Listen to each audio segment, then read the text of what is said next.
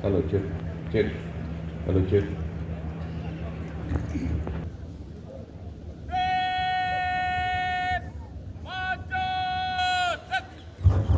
Hello. Hello, check. Come on.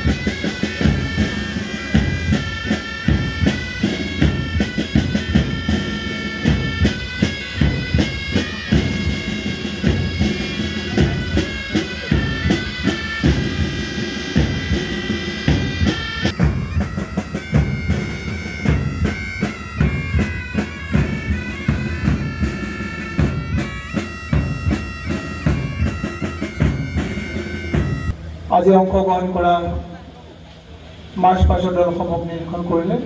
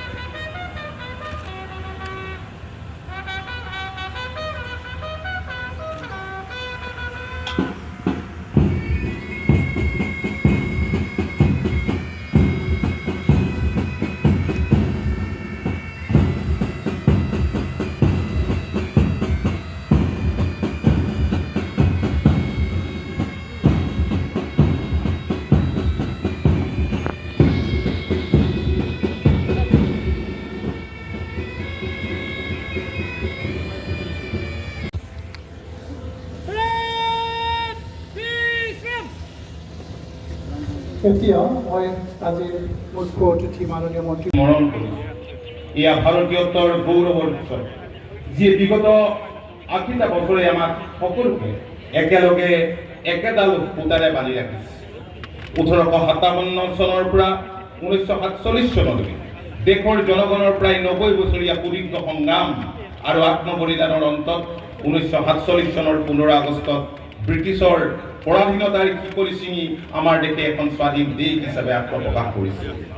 শ্ৰদ্ধেয় ৰাইজ, দেশৰ জনসাধাৰণৰ অশেষ ত্যাগ আৰু কষ্টৰ বলত বিশ্বৰ অন্যতম শক্তিশালী গণতন্ত্ৰ ৰূপে প্ৰতিষ্ঠিত আমাৰ দেশে স্বাধীনতাৰ ৭৯টা বছৰ সম্পূৰ্ণ কৰি আজি ৮০ বছৰত উপনীত হৈছে। আজিৰ এই পবিত্ৰ ক্ষণত জাতিৰ পিতা মহামানৱ মহাত্মা গান্ধী আৰু দেশৰ স্বাধীনতা সংগ্ৰামত নেতৃত্ব বহন কৰা মহান নেতাসকলৰ লগতে দেশৰ অখণ্ডতা আৰু সাৰ্বভৌমত্বৰ বাবে জীৱন আহুতি দিয়া মহান বীৰ শ্বহীদসকলক আমি প্ৰণিপাত জনাইছোঁ। দেশৰ স্বাধীনতা আন্দোলনৰ এইসকল বীৰ সেনানীয়ে প্ৰদৰ্শন কৰা অদম্য সাহস আৰু সবল মানসিকতাৰ বাবে আজি আমি ভাৰতীয় জনসাধাৰণে নিজকে বিশ্বৰ ভিতৰত এখন সমৃদ্ধিশালী গণতান্ত্ৰিক দেশৰ স্বাধীন নাগৰিক হিচাপে চিনাকি দিবলৈ সক্ষম হৈছোঁ। আজিৰ এই পুণ্য মুহূৰ্তক আমি শ্ৰদ্ধাৰে স্মৰণ কৰিছোঁ দেশৰ স্বাধীনতাৰ বাবে নিজৰ জীৱন আহুতি দিয়া ভগত সিং, সুখদেৱ ৰাজগুৰু, চন্দ্ৰশেখৰ আজাদ, নেতাজী সুভাষ চন্দ্ৰ বসু আদিৰ দৰে হাজাৰ হাজাৰ মহান বীৰ সেনানী। লগতে কৃতজ্ঞতা জনাইছোঁ দেশৰ অখণ্ডতাৰ বাবে সদা জাগ্ৰত প্ৰহৰীৰ ভূমিকা পালন কৰি অহা আমাৰ সেনা আৰু অৰ্ধসামৰিক বাহিনীৰ জোৱানৰ লগতে দেশৰ নাগৰিকৰ বাবে শান্তিৰক্ষকৰ ভূমিকা পালন কৰি অহা আৰক্ষী বাহিনীৰ জোৱানসকলক। অসমৰ ইতিহাস আৰু মানচিত্ৰত যোৰহাট জিলাৰ এক সুকীয়া গুৰুত্ব আছে। যোৰহাট আহোম ৰাজত্বকালৰ শেষৰখন ৰাজধানী, বিভিন্ন জাতি জনগোষ্ঠীৰ মিলনভূমি যোৰহাট। অসমৰ বাৰেবৰণীয়া সাংস্কৃতিক ঐতিহ্য আৰু পৰম্পৰাৰ অভিন্ন অংগ যোৰহাট। যোৰহাট হৈছে অসমৰ সাংস্কৃতিক ৰাজধানী, জ্ঞানৰ নগৰী। সেই গৰিমামণ্ডিত যোৰহাট চহৰত ৮০ সংখ্যক স্বাধীনতা দিৱসৰ আজিৰ এই পবিত্ৰ পুৱা আপোনালোক সকলোৰে লগতে ৰাষ্ট্ৰীয় পতাকাৰ তলত থিয় হৈ আমি নিজকে পৰম সৌভাগ্যৱান হিচাপে অনুভৱ কৰিছোঁ। দেশৰ স্বাধীনতাৰ হকে যুঁজ দিয়া মৰিৰাম দেৱান, কুশল কোঁৱৰ, পিয়লি ফুকন, মুকুন্দ কাকতি, কনকলতা বৰুৱা, ভোগেশ্বৰী ফুকননী আৰু অন্যান্য অসংখ্যজনৰ লগতে ঐতিহাসিক স্থান যোৰহাটৰ হৰিজন বন্ধু কৃষ্ণনাথ শৰ্মা, দেশ নেতা কুলধৰ চলিহা, শ্ৰী শ্ৰী পীতাম্বৰদেৱ গোস্বামী, জননায়ক দেৱেশ্বৰ শৰ্মা, বাহাদুৰ গাঁওবুঢ়া, অসম গৌৰৱ ৰোহিণীকান্ত হাতী বৰুৱা, কৰ্মপ্ৰাণ হৰিনাৰায়ণ বৰুৱা, ৰামেশ্বৰ ভট্টাচাৰ্য, সৰ্বেশ্বৰ বৰচেতিয়া, বিদ্যাধৰ শৰ্মা, লক্ষেশ্বৰ বৰুৱা, শশীধৰ মৰিয়া বৰুৱা, গঙাধৰ বৰকটকী, মোহন চন্দ্ৰ মহন্ত, নিবাৰণ চন্দ্ৰ বৰুৱা, লোকেশ্বৰ ৰাজখোৱা, মুৰলীধৰ বৰুৱা, শ্ৰমিক পান সৰ্বেশ্বৰ বৰদলৈ, চক্ৰেশ্বৰ শইকীয়া, বৈষ্ণৱ পণ্ডিত, সোণাৰাম চুতীয়া প্ৰমুখ্যে অগণন স্বাধীনতা সেনানীৰ ত্যাগ আৰু দেশ প্ৰেমক আজি আমি শ্ৰদ্ধাৰে স্মৰণ কৰিছোঁ। শ্ৰদ্ধা ৰাইজ, আমাৰ দেশৰ মূল্যবোধক বিশ্বত সবলভাৱে প্ৰতিষ্ঠা কৰা দেশৰ মাননীয় প্ৰধানমন্ত্ৰী নৰেন্দ্ৰ মোদী ডাঙৰীয়াৰ শক্তিশালী নেতৃত্বত আমাৰ দেশে আলোকৰ এক নতুন যাত্ৰা পথেৰে আগুৱাই গৈছে। মাননীয় প্ৰধানমন্ত্ৰীৰ দূৰদৰ্শী নেতৃত্বত দেশে বিকাশ আৰু প্ৰগতিৰ এক নতুন দিগন্তত উপনীত হৈছে। ইয়াৰ সমান্তৰালভাৱে আমাৰ ৰাজ্য অসমকো প্ৰত্যাশিত লক্ষ্যত উপনীত কৰোৱাৰ বাবে আধুনিক অসমৰ খনিকৰ মুখ্যমন্ত্ৰী ডক্টৰ হিমন্ত বিশ্ব শৰ্মা ডাঙৰীয়াইও বিগত সময়ছোৱাত বিভিন্ন জনমুখী পদক্ষেপ গ্ৰহণ কৰি আহিছে। দেশৰ উন্নত ৫খন অগ্ৰণী ৰাজ্যৰ ভিতৰত অসমৰ স্থান নিশ্চিত কৰাৰ বাবে আমাৰ দূৰদৰ্শী আৰু সকলোৰে প্ৰিয় মাননীয় মুখ্যমন্ত্ৰী ডাঙৰীয়াৰ নেতৃত্বত বিগত ৫টা বছৰত অসমত এক অভূতপূৰ্ব কৰ্মযজ্ঞৰ সূচনা হৈছে। দেশৰ স্বাধীনতা দিৱস উদযাপনৰ এই শুভ মুহূৰ্তত আমি মাননীয় প্ৰধানমন্ত্ৰী আৰু মাননীয় মুখ্যমন্ত্ৰী এই দুয়োগৰাকী কৰ্মযোগীলৈ আমাৰ ধন্যবাদ আৰু কৃতজ্ঞতা জ্ঞাপন কৰিছোঁ। শ্ৰদ্ধেয় ৰাইজ, আমাৰ ৰাজ্যখনৰ যুৱ প্ৰজন্ম আৰু সমাজৰ দুখীয়া শ্ৰেণীৰ লোকসকলৰ আশা আকাংক্ষাসমূহ পূৰণৰ ক্ষেত্ৰত আমাৰ গণতন্ত্ৰৰ ভেটি স্থাপন কৰোতাসকলৰ সপোন কিমানখিনি বাস্তৱায়িত হৈছে সেয়া জুকিয়াই চোৱাৰ বাবে আজিৰ দিনটোৱেই উত্তম সময়। সেয়েহে স্বাধীনতা দিৱস উদযাপনৰ এই ৮০তম বৰ্ষত পবিত্ৰ ৰাষ্ট্ৰীয় পতাকা তলত থিয় হৈ আমি বৰ্তমানৰ অসম চৰকাৰে আপোনালোকৰ সহায় আৰু সহযোগত লাভ কৰা কেতবোৰ উল্লেখযোগ্য সফলতা আৰু প্ৰয়াসৰ সন্দৰ্ভত এটি চমু অৱলোকন কৰিবলৈ বিচাৰিছোঁ। ৰাজ্যখনত আইন শৃংখলা পৰিস্থিতি বজাই ৰখাৰ বাবে মুখ্যমন্ত্ৰী ডাঙৰীয়াৰ অটল দায়বদ্ধতাৰ ফলত অসমত আইন শৃংখলা পৰিস্থিতিৰ উল্লেখযোগ্য অগ্ৰগতি পৰিলক্ষিত হৈছে। অসমৰ আভ্যন্তৰীণ নিৰাপত্তাৰ দিশটোত এক ঐতিহাসিক পৰিৱৰ্তন ঘটিছে।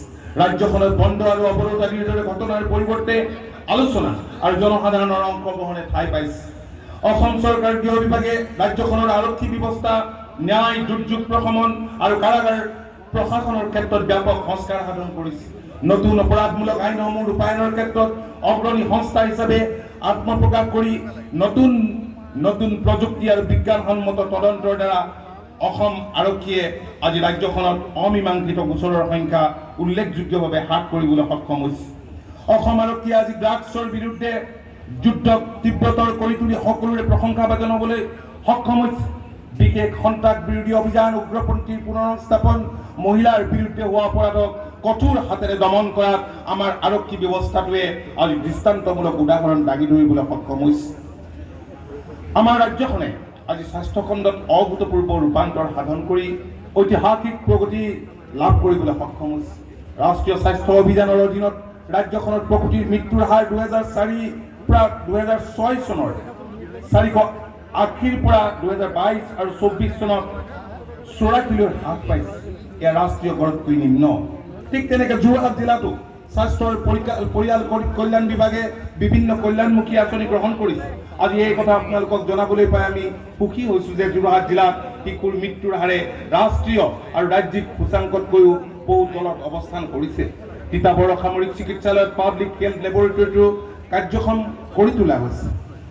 মাননীয় প্ৰধানমন্ত্ৰী ডাঙৰীয়াৰ চিন্তাৰ হাত ধৰিয়ে আমাৰ ৰাজ্যখনতো মুখ্যমন্ত্ৰী ডক্টৰ হিমন্ত বিশ্ব শৰ্মা ডাঙৰীয়াৰ নেতৃত্বত বিগত সময়ছোৱাত অসমত পঞ্চায়তী ৰাজ ব্যৱস্থাত এক ৰূপান্তৰ যাত্ৰা আৰম্ভ হৈছে। সুৰক্ষা আৰু অনাময় ব্যৱস্থাত উল্লেখযোগ্য সফলতা লাভ কৰাৰ লগতে মিছন অমৃত সৰোবৰৰ অধীনত ৰাজ্যখনত 2706 হেক্টৰ ভূমিত 2966টা সৰোবৰ নিৰ্মাণ কৰা হৈছে। প্ৰধানমন্ত্ৰী আৱাস যোজনা গ্ৰামীণৰ অধীনত 2026 চনৰ পৰা এতিয়ালৈকে 22,84,000ৰো অধিক গৃহ নিৰ্মাণ কৰা হৈছে। নগৰ অঞ্চলত আৰু যথেষ্ট সংখ্যক আৱাস যোজনা, প্ৰধানমন্ত্ৰী আৱাস যোজনা নিৰ্মাণ কৰা হৈছে। পঞ্চদশ বিত্তীয় আয়োগৰ অনুদানৰ অধীনত 17 লাখ বিধৱা দিব্যাংগ ব্যক্তিয়ে সামাজিক সাহায্য লাভ কৰিছে। অসম ৰাজ্যিক গ্ৰামীণ জীৱিকা অভিযানৰ জৰিয়তে ৰাজ্যখনৰ প্ৰায় 39,78,000টা পৰিয়ালক সামৰি 3,62,000টা আত্মসহায়ক গোট গঠন কৰা হৈছে।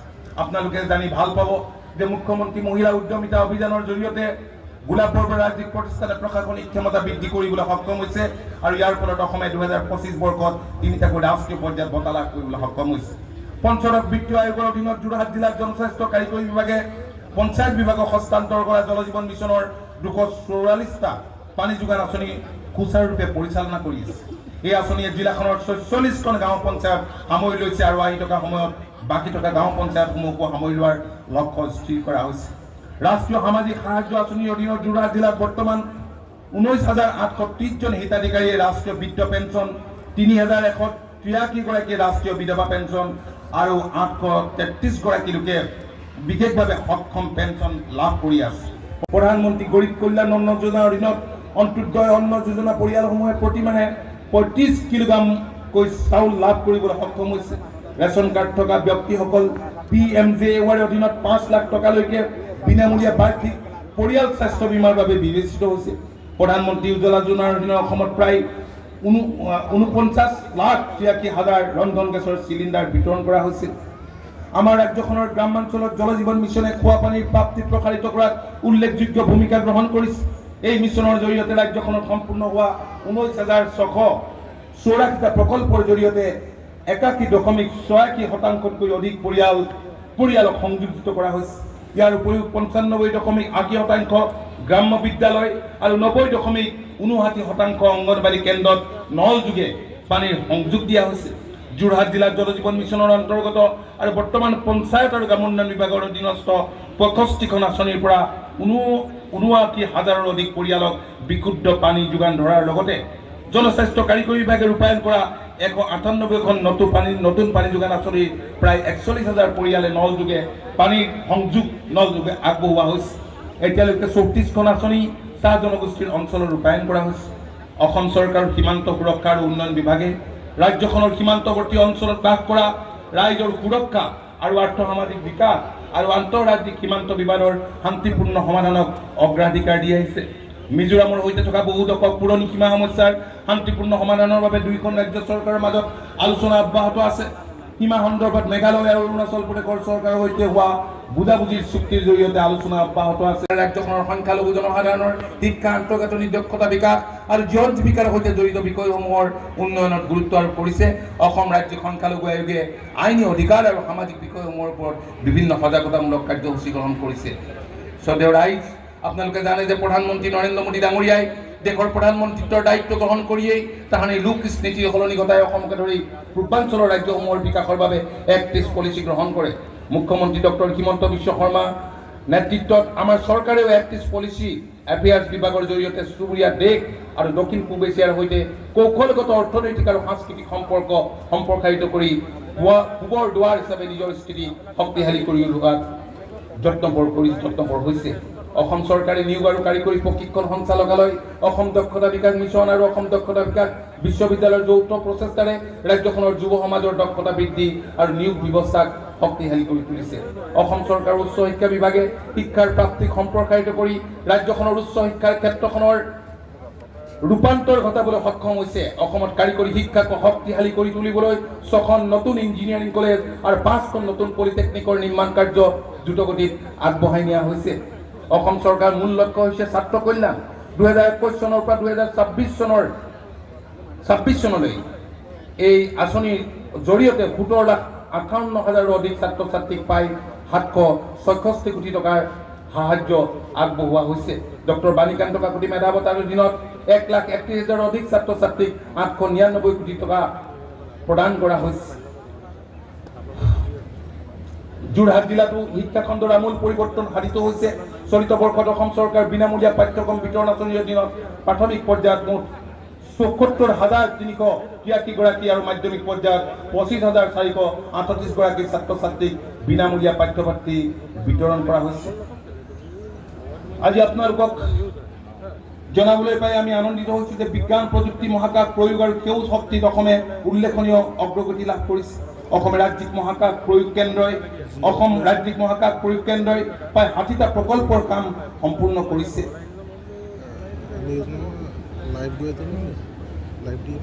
বিগত 5টা বছৰত অসমৰ স্বাস্থ্য আৰু শিক্ষা খণ্ডত আন্তঃগাঁথনিৰ বৃহৎ পৰিৱৰ্তন কৰিবলৈ আমি সক্ষম হৈছোঁ। মুখ্যমন্ত্ৰী ডাঙৰীয়াৰ উদ্যোগত স্বাস্থ্য সেৱা খণ্ডত সম্পূৰ্ণ হোৱা প্ৰকল্পসমূহৰ পৰিমাণ 4,210 কোটি টকাতকৈ অধিক হৈছে, য'ত অন্তৰ্ভুক্ত হৈছে 7খন নতুন চিকিৎসা মহাবিদ্যালয়। গুৱাহাটী চিকিৎসা মহাবিদ্যালয়ত এটা বিশেষ কেন্দ্ৰ স্থাপন কৰা হৈছে। সম্প্ৰতি 6,553 কোটি 35 লাখ টকা ব্যয়েৰে আন 11খন চিকিৎসা মহাবিদ্যালয় আৰু হস্পিটেলৰ কাম চলি আছে।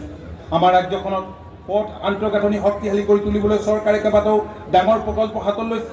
অসম মালাৰ অধীনত কেইবাশ কিলোমিটাৰ পথ সম্পূৰ্ণ কৰাৰ লগতে দলং নিৰ্মাণৰ ক্ষেত্ৰত উল্লেখযোগ্য অগ্ৰগতি লাভ কৰিছে। বৃহৎ প্ৰকল্পসমূহৰ ভিতৰত গুৱাহাটী, উত্তৰ গুৱাহাটী আৰু পলাশবাৰী শুৱালকুছিৰ মাজত ব্ৰহ্মপুত্ৰ দলং নিৰ্মাণ উল্লেখযোগ্য। যোৰহাট জিলাৰ মৰিয়নীত প্ৰস্তাৱিত বাপুজী ক্ষুদ্ৰ ক্ৰীড়া প্ৰকল্পৰ কাম সম্পূৰ্ণ হৈছিল। জগদুৱাৰা আৰু টিয়কৰ ললিতচন্দ্ৰ ৰাজখোৱা ক্ষুদ্ৰ ক্ৰীড়া প্ৰকল্পৰ কাম প্ৰায় সম্পূৰ্ণ হোৱাৰ পথত। যোৰহাট জিলাত ক্ৰীড়া প্ৰকল্প স্থাপনৰ বাবে 56 কোটি 99 লাখ টকাৰো অধিক ধন আবণ্টন দিয়া হৈছে।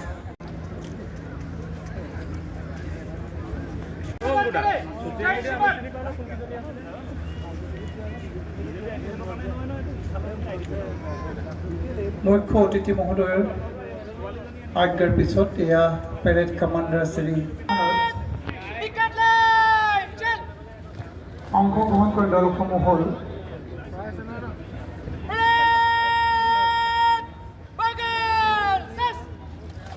119 number battalion CRPF Rowriah, CISF unit ONGC নামৰা,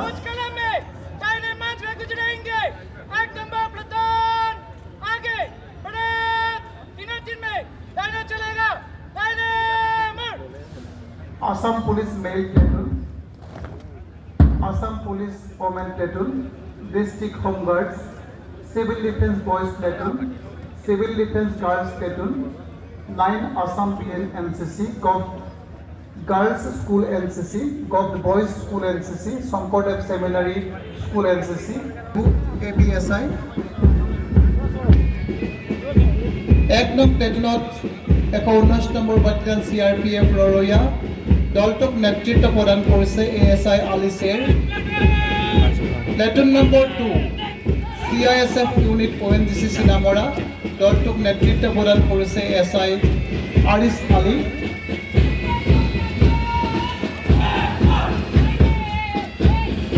CISFৰ দলটিৰ অভিবাদন গ্ৰহণ কৰিছে মহোদয়ে। 3 নম্বৰ প্লেটুনত অসম পুলিচ মেইল প্লেটুন এই অভিবাদন গ্ৰহণ কৰিছে মহোদয়ে। দলটোক নেতৃত্ব প্ৰদান কৰিছে SI শ্ৰী সামিক কমাং। অসম পুলিচৰ ওমেন প্লেটুনৰ দল এয়া মুখ্য অতিথি মহোদয়ে অভিবাদন গ্ৰহণ কৰিছে। দলটোৰ নেতৃত্ব প্ৰদান কৰিছিল লিজা বৰুৱাই। ডিষ্ট্ৰিক্ট হোমগাৰ্ডছ যোৰহাট দলটোক নেতৃত্ব প্ৰদান কৰিছে শ্ৰী নিবাৰণ ৰাভাই। এয়া মন্ত্ৰী মহোদয়ক অভিবাদন গ্ৰহণ কৰিছে। 6 নম্বৰ প্লেটুনত আছে অসামৰিক প্ৰতিৰক্ষা বিভাগৰ বৰজোৰ দল। তেখেতসকলে মন্ত্ৰী মহোদয়ক অভিবাদন গ্ৰহণ কৰিছে আৰু নেতৃত্ব প্ৰদান কৰিছে মিণ্টু বৰা। 7 নম্বৰ প্লেটুনত চিভিল ডিফেন্সৰ গাৰ্লছ প্লেটুন নেতৃত্ব প্ৰদান কৰিছে অনামিকা বৰা। 8 নম্বৰ প্লেটুনত আছে আসাম PNNCC এয়া নেতৃত্ব প্ৰদান কৰিছে Debabrata Bhagawati. Platoon number 9 top girls NCC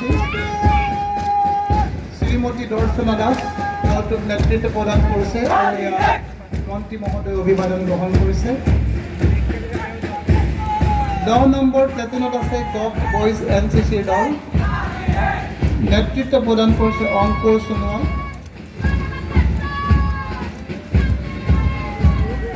platoon number 15 Sankardev seminary school NCC নেতৃত্ব প্ৰদান কৰিছে ৰাজা প্ৰধান। এয়া মন্ত্ৰী মহোদয়ৰ অভিবাদন গ্ৰহণ কৰিছে। ইয়াৰ পিছতে আছে 12 নম্বৰ প্লেটুনত সহদেৱ মেমৰিয়েল ইংলিছ স্কুল গাইডৰ দল দলটোক নেতৃত্ব দিছে ধৰিত্ৰী ভূমিকে। ইয়াৰ পিছত 13 নম্বৰ প্লেটুনত আছে সহদেৱ মেমৰিয়েল ইংলিছ স্কুল স্কাউটৰ দল দলটোক নেতৃত্ব প্ৰদান কৰিছে শিৱম বাজপৰে। 14 নম্বৰ প্লেটুনত আছে জয়া বিদ্যাপীঠৰ গাইডৰ দল দলটোক নেতৃত্ব প্ৰদান কৰিছে সুদক্ষিণা দাসে।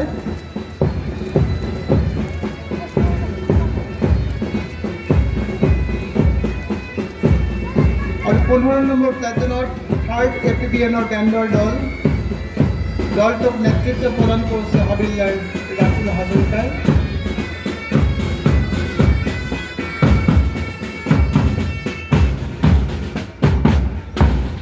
এই বেণ্ডৰ দলৰ অভিবাদন গ্ৰহণ কৰিছে আজিৰ মুখ্য অতিথি মহোদয়ে। 16 নম্বৰ প্লেটুনত আছে জয়া বিদ্যাপীঠৰ বেণ্ডৰ দল নেতৃত্ব প্ৰদান কৰিছে অভিনয় কৰে।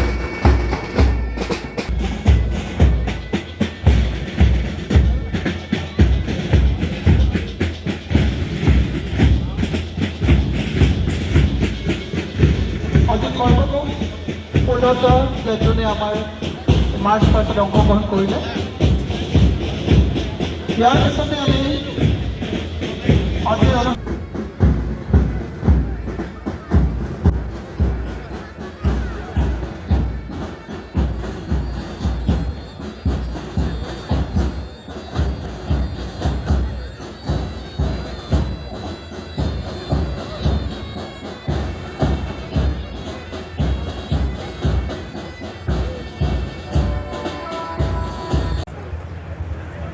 ভাৰতৰ স্বাধীনতা সংগ্ৰামৰ মূল মন্ত্ৰ আছিল বন্দে মাতৰম। ই এটা গীত নহয়, ই আছিল জনতাৰ শক্তি। 1875 চনতে যোৰহাটৰ এক সাংস্কৃতিক অগ্ৰগণী অনুষ্ঠান। আহক আমি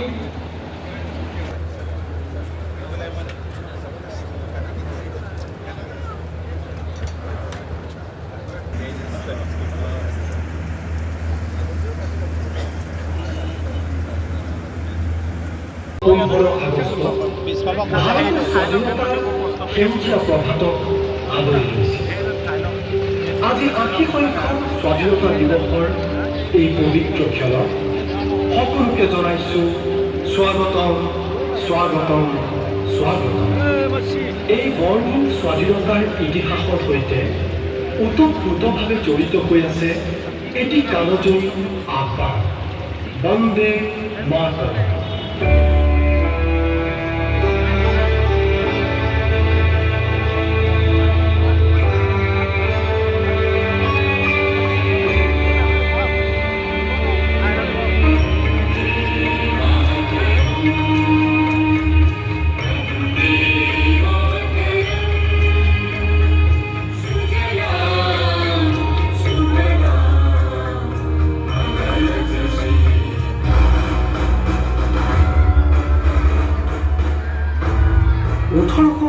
চনৰ চিপাহী বিদ্ৰোহৰ পাছতেই ইংৰাজ চৰকাৰে ভাৰতীয় দাসত্বৰ শিকলিৰে বান্ধি আমাৰ স্বাভিমান শেষ কৰি পেলাইছিল।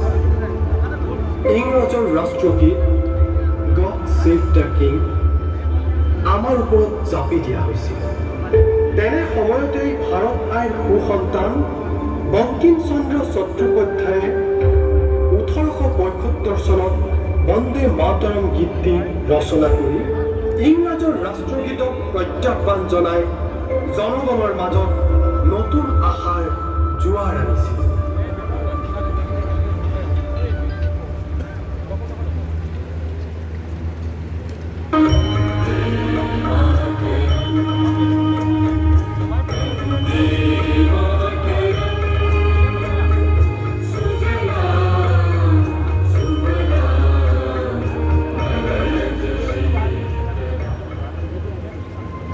এশ 50 বছৰ বয়সা এই বন্দে মাতৰম এটা শব্দ নহয়, ব্ৰহ্ম। এই শব্দ ব্ৰহ্মৰ জনজননী ইংলেণ্ডত বহি থকা ইংৰাজ ৰাণীৰ সিংহাসনো কঁপি উঠিছিল। ইংৰাজৰ ভ্ৰষ্টাচাৰ শাসনৰ পৰা মুক্তি বিচাৰি সকলোৱে একেমুখে চিঞৰি উঠিছিল, বন্দে মাতৰম, বন্দে মাতৰম।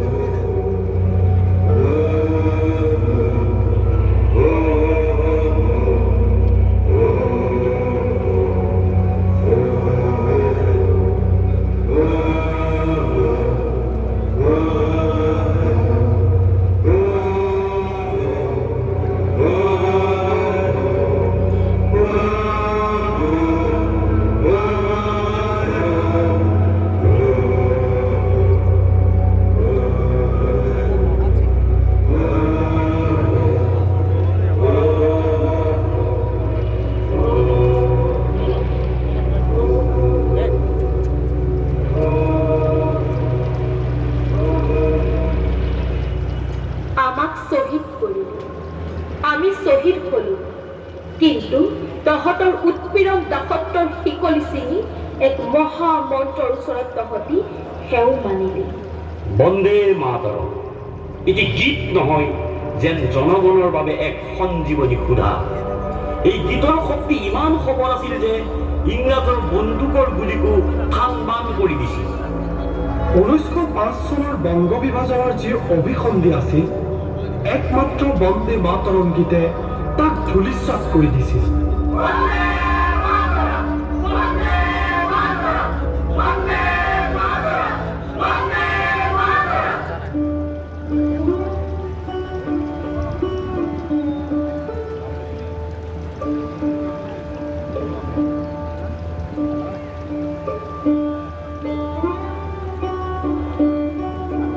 মই ৰবীন্দ্ৰনাথ ঠাকুৰে কৈছোঁ।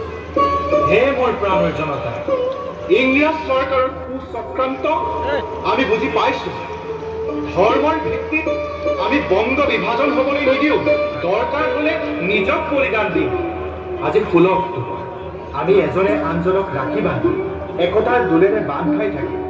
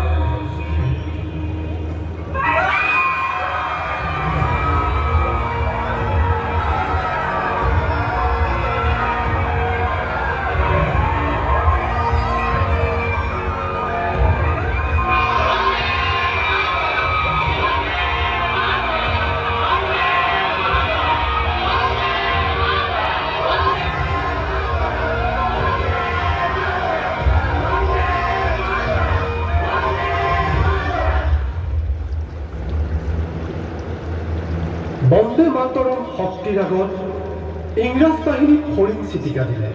বংগ আইন বাতিল কৰা হ'ল। কিন্তু দুখৰ কথা, ক্ষুদিৰাম বোস, বীৰাংগনা মাতংগী হাজৰাৰ দৰে এইসকল দেশপ্ৰেমিক ইংৰাজৰ গুলীত শ্বহীদ হ'ল।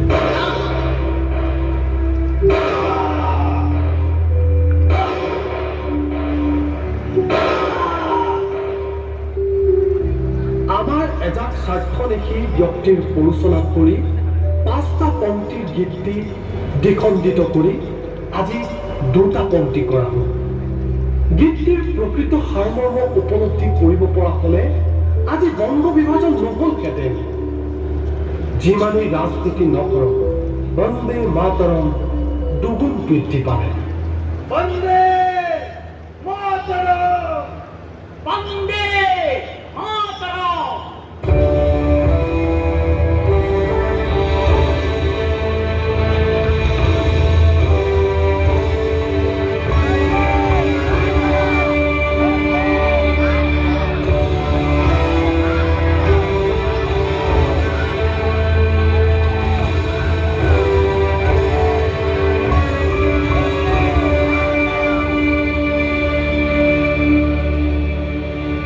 স্বাধীনতা সংগ্ৰামৰ মূল মন্ত্ৰ হৈ পৰিল বন্দে মাতৰম। বন্দে মাতৰম ধ্বনিৰে শেষ নিশ্বাস ত্যাগ কৰিলে বীৰ ভগত সিং, বীৰ সাবৰকাৰ আৰু অসমৰ কনক লতাই।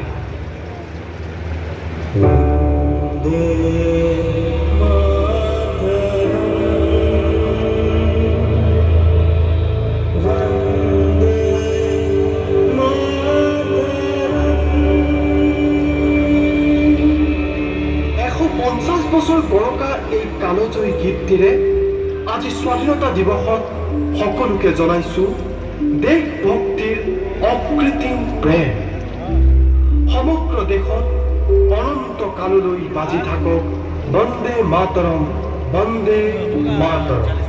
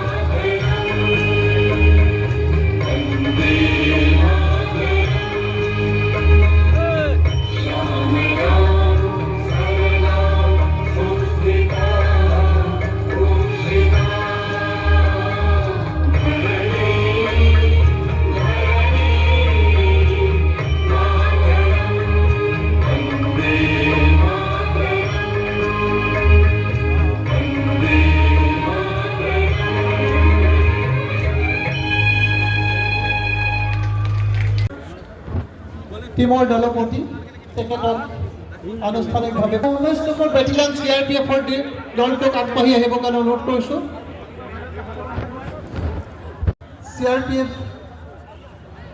প্লেটুনৰ প্লেটুন কামাণ্ডাৰে মুখ্য অতিথি মহোদয়ৰ পৰা বঁটা গ্ৰহণ কৰিছে। এই অসম পুলিচৰ মেল প্লেটুন তৃতীয় স্থান অধিকাৰ কৰিছে আৰু বঁটা গ্ৰহণ কৰিছে তেখেতৰ দলপতিয়ে। ইয়াৰ পিছতে মই গ্ৰুপ বি প্ৰথম পুৰস্কাৰপ্ৰাপ্ত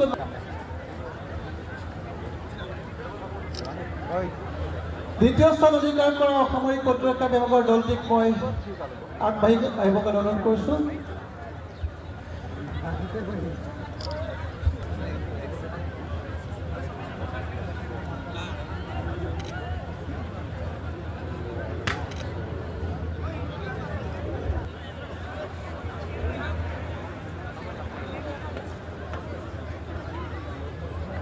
গ্ৰুপ চিত শংকৰদেৱ ফেমিলিৰ NCC প্ৰথম পুৰস্কাৰ পাইছে। মই দলটোক আগবাঢ়ি আহিব কৰিছোঁ।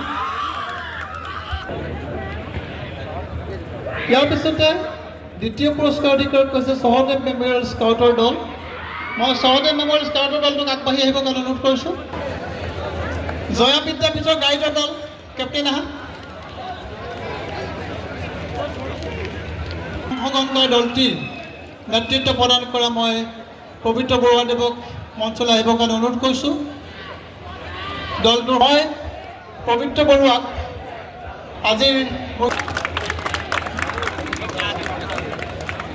ইয়াৰ লগে লগে আমি हिमाचल यमुना गंगा उज्जल जलधितरंगा तव शुभ नामे जागे तव शुभ आशीष मांगे गाहे तव जय गाथा जन गण मंगलदायक जय हे भारत भाग्य विधाता जय हे जय हे जय हे जय जय जय जय हे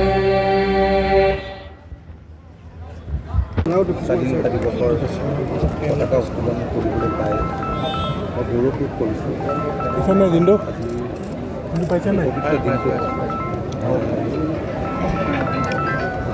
দেশৰ হকে যিসকলে প্ৰাণ আহুতি দিলে তলত দিয়া আগত কেলে দিছে। যোৰহাট জিলাতো বহুকেইগৰাকী স্বাধীনতা সংগ্ৰামীৰ অশেষ ত্যাগক আমি শ্ৰদ্ধাৰে মনাইছোঁ। ইয়াৰ আগতেও যোৰহাটত মই কেইবাবাৰো কৰিছোঁ। আজি বতৰটো পুৱা বৰষুণ দিছিল যদিও আৰু আমাৰ চৰকাৰে মাননীয় মন্ত্ৰী ডাঙৰীয়াৰ সবল নেতৃত্ব দেশৰ মাননীয় প্ৰধানমন্ত্ৰী নৰেন্দ্ৰ মোদী ডাঙৰীয়াৰ নেতৃত্বত যোৱা বছৰকেইটাত যিদৰে ৰাজ্যখনৰ উন্নয়নৰ বাবে কাম কৰিছে তাৰ কিছু কথা আজি অৱলোকন কৰিছে। প্ৰচণ্ড প্ৰকট গৰম হোৱাৰ কাৰণে অলপ বক্তব্য সময় দিলোঁ। তথাপি থুলমূলকৈ যিখিনি কৰিছে চৰকাৰে যোৰহাট জিলাটো যিখিনি ডেভেলপমেণ্টৰ কাম কাজ হৈছে সেইখিনি কৰিছে। মুখ্যমন্ত্ৰীৰ সপোন যে আমাৰ ৰাজ্যখন দেশৰ অগ্ৰণী 5খন ৰাজ্যৰ তালিকাত অন্তৰ্ভুক্ত কৰিব লাগে আৰু তাৰ কাৰণে যোৱা দিনকেইটাত দিনে ৰাতিয়ে দ্ৰুতগতিত বিকাশৰ বাবে তেখেতৰ নেতৃত্বত আমাৰ চৰকাৰখন সকলো স্তৰৰে প্ৰশাসনৰ কাম কৰিছে আৰু যাৰ বাবে ৰিজাৰ্ভ বেংকেও কৈছে আমাৰ ৰাজ্যখন এখন ফাষ্টেষ্ট গ্ৰ'য়িং ষ্টেট। আমি আশা কৰিছোঁ যে আহিবলগা বছৰকেইটাত আমি আৰু ৰাজ্যখনক দ্ৰুতগতিত বিকাশৰ দিশেৰে আমি আগুৱাই লৈ যাব পাৰিম। কিছুদিনৰ আগতে হৈ যোৱা প্ৰলয়ংকৰী বানে বিশেষকৈ অন্য ঠাইৰ লগতে যোৰহাট জিলাতো যথেষ্ট ক্ষয়ক্ষতি কৰিলে। 9জনে মৃত্যু কাকোৱালি ল'ব লগা হ'ল, মানুহৰ সা সম্পত্তিও নষ্ট হ'ল, কিন্তু প্ৰশাসনে সঠিকভাৱেই মোকাবিলা কৰিছে। ঠিক তেনেকৈ চৰাইদেউ শিৱসাগৰতো বহুতো প্ৰাণ গোলাঘাট জিলাত এইখিনি সঠিকভাৱে চৰকাৰখনে মোকাবিলা কৰিছে আৰু ৰাইজৰো সুবিধা আছে। আমি ৰাইজক তাৰ বাবে আৰু প্ৰশাসনকো আমি ধন্যবাদ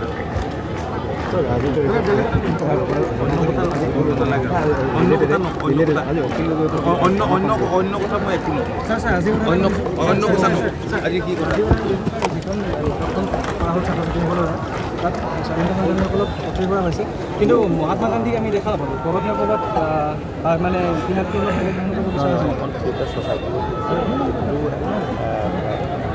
তেওঁলোকে এই ছ'চাইটিটো অলপ নাম আছে উঠাই দিয়ক আৰু তাৰপিছতহে এতিয়া আমি সকলোৱে মই মন নকৰিব মহাত্মা গান্ধীক মহামানৱ মহাত্মা গান্ধীক আৰু অৱমাননা কৰি পেলাই কেতিয়াও আমি